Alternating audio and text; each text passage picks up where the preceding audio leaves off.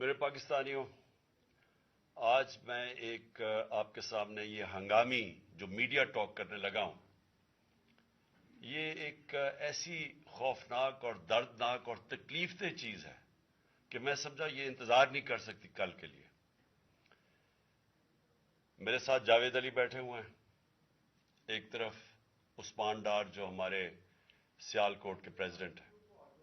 میں ذرا اب آپ کو صرف بتانا چاہتا ہوں کہ یہاں ہو کیا رہا ہے اس ملک میں۔ میں اپنی قوم کو آگاہ کرنا چاہتا ہوں کہ پاکستان کو کس طرح ایک بنانا ریپبلک بنا دیا گیا ہے۔ نہ یہاں کوئی قانون کی فکر ہے طاقتور کو، نہ ان کو فکر ہے اپنے آئین کی۔ ہمارا جو آئین ہے اس کا آرٹیکل 14 وہ واضح طور پہ کہتا ہے کہ ہر انسان کی عزت کی حفاظت کی جائے گی، ہر انسان کی ڈگنیٹی کو پروٹیکٹ کیا جائے گا۔ یہ ہمارا آئین ہمیں حق دیتا ہے۔ لیکن جو یہ جاوید علی سے ہوا، یہ میں اس کے منہ سے آپ کو سننا چاہیے کہ اس انسان سے ہوا کیا، اور میں اس کے بعد آپ کو بتاؤں گا یہ جب ختم کر دیں گے کہ یہ جاوید علی تو ایک آدمی ہے جو سامنے آ گیا ہے۔ یہاں اتنے لوگوں کو انہوں نے جب سے ہماری گورنمنٹ گئی ہے اس طرح کے بیان دلوانے کی کوشش کی کہ یا ہمارے MPs MNAs جو تکڑے وزیر ہیں ان کے خلاف دو، یا ان کے اوپر ویڈیو فلم بنا دو، یا بلیک میل کرنے کے لیے ان کی کوئی آڈیو ٹیپس کر دو، یا ان کے اوپر کوئی کرپشن کے کیسز بنا دو بلیک میل کرنے کے لیے۔ صرف ایک ان کا مقصد ہے کہ کسی طرح تحریک انصاف اور عمران خان کو کمزور کر کے ان چوروں کو پھر سے الیکشن جتا دیا جائے۔ اب میں جاوید علی کی انٹروڈکشن کروا دوں۔ ان کو عثمان ڈار نے جو کلاس 4 ہوتی ہے، جو کلاس 4 کی نوکری ہوتی ہے، وہ نوکری دلوائی سیال کوٹ میں۔ یہ خود بتائیں گے کہ ان کی نوکری ایک چوکیدار تھے، چوکیدار کی نوکری تھی۔ ان کو اٹھایا گیا، پولیس نے اٹھایا، اور اس کے بعد نامعلوم افراد نے اٹھایا، اور اب ان سے پوچھیں، ان کی زبانی پوچھیں کہ ان سے کیا گیا۔ پھر میں واپس آتا ہوں آپ کے پاس۔ بولو جاوید۔ السلام علیکم جی، میرا نام جاوید علی ہے، میں چوکیدار کی نوکری کرتا ہوں ایجوکیشن ڈپارٹمنٹ میں۔ تو مجھے ادھر بلایا جاتا ہے کال کر کے کہ آپ آئیں ادھر اور آپ سیلری اپلائی کریں اور آپ کو جو ہے نا آپ کی سیلری ملے۔ میں ادھر گیا ہوں اور مجھے ادھر صبح 11 بجے سے لے کے تقریباً 3-3:30 بجے تک بٹھایا جاتا ہے۔ آپ بیٹھو، کرتے ہیں تقریباً ادھر 4 بجے کے قریب 7-8 پولیس والے آتے ہیں۔ وہ ادھر سے مجھے پہلے ہاتھ کڑی لگاتے ہیں، بعد میں میرے آنکھوں پہ اوپر شرٹ باندھتے ہیں اور اوپر چولا ڈال لیتے ہیں کہ جیسے میں کوئی دہشت گرد ہوں، ٹھیک ہے۔ ادھر سے مجھے پرائیویٹ گاڑی میں اٹھاتے ہیں اور لے جاتے ہیں نامعلوم جگہ پہ۔ ادھر جا کے میرے اوپر مارک چڑھا ہوتا ہے، آنکھیں باندھی ہوتی ہیں، تقریباً 7-8 بندے ہوتے ہیں وہ جو مجھے جاتے فرش پہ لٹا دیتے اور مارنا شروع کر دیتے ہیں کہ تم نے عثمان ڈار نے تم سے کتنے پیسے لیے نوکری دلوانے کے لیے۔ میں کہتا نہیں دیے، پھر بھی مجھے دوسری دفعہ کبھی الٹا لٹکا دیتے ہیں کہ مانو تم نے عثمان ڈار کو پیسے دیے ہیں، کانٹریکٹر سے لے کے پیسے دیے ہیں۔ جب نہیں مانتا تب بھی مجھے کبھی سیدھا لٹکا دیتے ہیں، کبھی الٹا لٹکا دیتے ہیں۔ اور بعد میں جب میرے مثلاً کہ کبھی اینٹ ادھر سے اینٹ اٹھاتے ہیں، اسے دھاگے سے میرے نازک حصوں میں باندھ دیتے ہیں کہ مانو تم کانٹریکٹ سے پیسے لے کے عثمان ڈار کو دیتے ہو۔ کپڑے اتارتے ہیں، بتاؤ۔ بعد میں مجھے ننگا کرتے ہیں، کپڑے اتارتے ہیں، کپڑے اتار کے ادھر فرش پہ بٹھا دیتے ہیں کہ مانو تم نے عثمان ڈار کو پیسے دیے ہیں۔ جب نہیں مانتا تو پھر ادھر سے کہتے ہیں کہ ایک ڈالا بھیجو، اس کی بیوی کو اٹھاؤ، اس کے بچے کو اٹھاؤ اور ادھر اس کو لا کر اس کو برہنہ کرو، اس کی ویڈیو بناؤ، فیس بک پہ ڈالو اور بلیک میل کرو۔ تب ادھر سے جا کے جب میری فیملی آئی تب میں ادھر سے ٹوٹا، ان کے آگے رویا کہ اب آپ بتائیں کہ میں نے کیا کرنا ہے۔ اس نے کہا کہ آپ 134 کے بیان دیں اور یہ کمنٹ میرے کہہ رہے ہیں کہ آپ نے یہ پیسے ٹھیکیداروں سے لے کے عثمان ڈار کو دی۔ یہ بتائیں آپ کہ کوئی یہ سب چپ ہو جاتے تھے جب کوئی آتا تھا ایک آدمی؟ جب میری تو آنکھیں باندھی ہوتی تھی، ٹھیک، اس وقت جب کوئی آتا تھا ادھر، کوئی افسر آتا تھا، یہ کہتے تھے کہ بڑے صاحب آ گئے ہیں، بڑے صاحب آ گئے ہیں، اور سب سائلنٹ ہو جاتے تھے۔ جب وہ آتا تھا سب سائلنٹ تھا، اب ٹھیک ہے لگے رہو، کرتے جاؤ، لگے رہو، یہ بات. میں اب آپ کے سامنے یہ جو جاوید علی نے بات رکھی، یہ ہر طرح ہم کنفرم کر سکتے ہیں.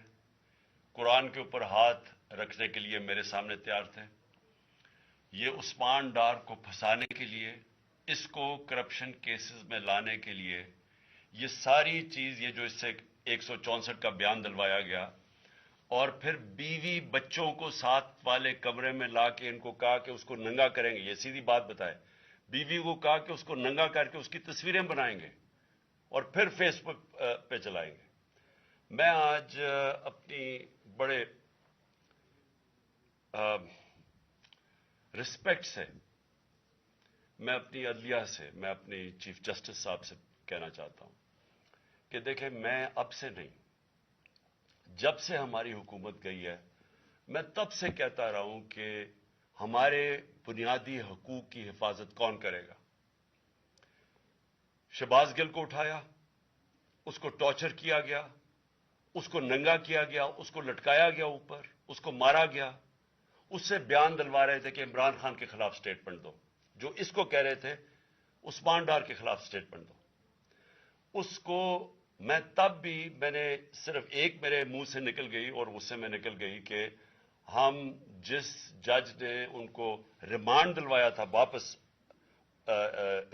شہباز گل کو واپس جیل میں جب وہ ٹارچر ہوا تھا، تو میں نے کہا قانونی کارروائی کریں گے. میرے اوپر کنٹیمپٹ نوٹس کیا گیا، لیکن کوئی کسی نے ایک کسٹوڈیل ٹارچر ساری دنیا کے اندر منع ہے، کسٹوڈیل ٹارچر کے اوپر کچھ نہیں ہوا.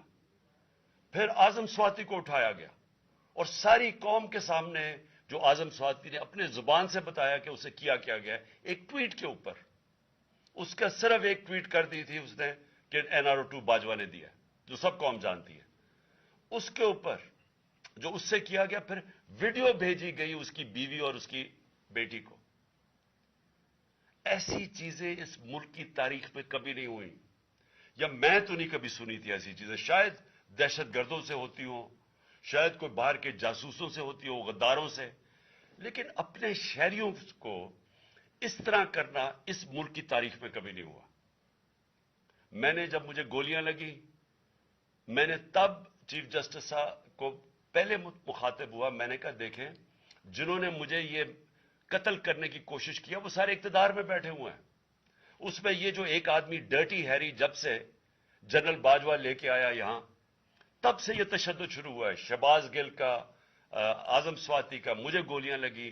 یہ جو داستان آپ سن رہے ہیں، سوشل میڈیا کے بچوں سے پوچھیں، جب سے یہ آدمی آئے ان سے اٹھ کے کیا ہوا.